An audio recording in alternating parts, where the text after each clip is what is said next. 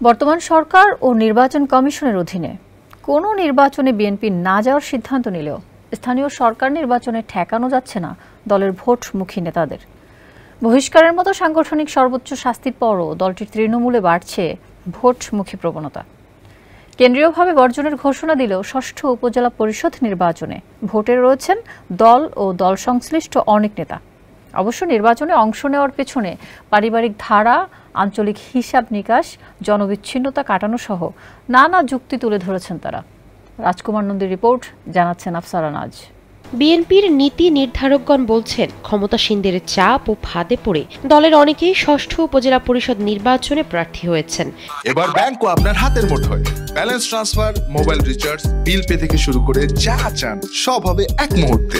NRBC planet. তবে দলীয় সিদ্ধান্ত উপেক্ষা করে যারা নির্বাচন করবেন তাদের বিরুদ্ধে কঠোর সাংগঠনিক ব্যবস্থা নেওয়া হবে, কারণ যে কোনো মূল্যে সাংগঠনিক শৃঙ্খলা বজায় রাখা হবে।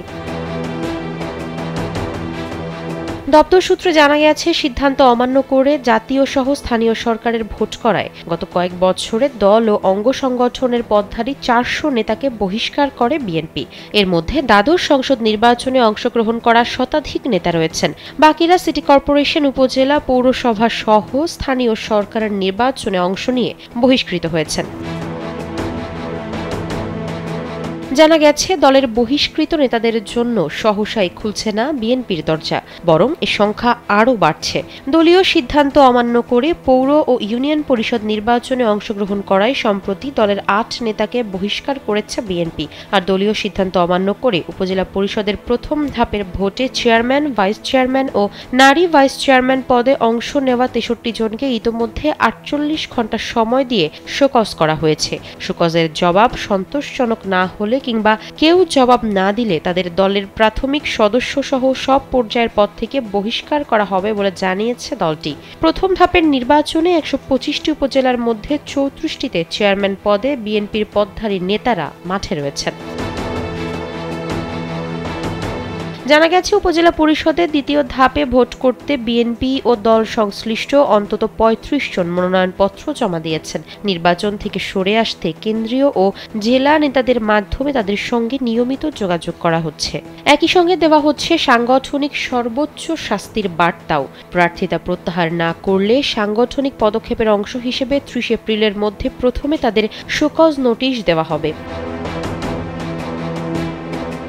দলের সিদ্ধান্ত অমান্য করে উপজেলা নির্বাচনে থাকা বিএনপি নেতাদের বিষয়ে করণীয় প্রসঙ্গে জানতে চাইলে দলটির স্থায়ী কমিটির সদস্য সেলিমা রহমান কালবেলাকে জানান, এই নির্বাচন নিয়ে দল আগেই সিদ্ধান্ত নিয়েছিল এবং সেটি বহাল রয়েছে। সুতরাং সিদ্ধান্ত অমান্য করে কেউ নির্বাচন করলে তার ব্যাপারে দল সাংগঠনিক ব্যবস্থা নেবে।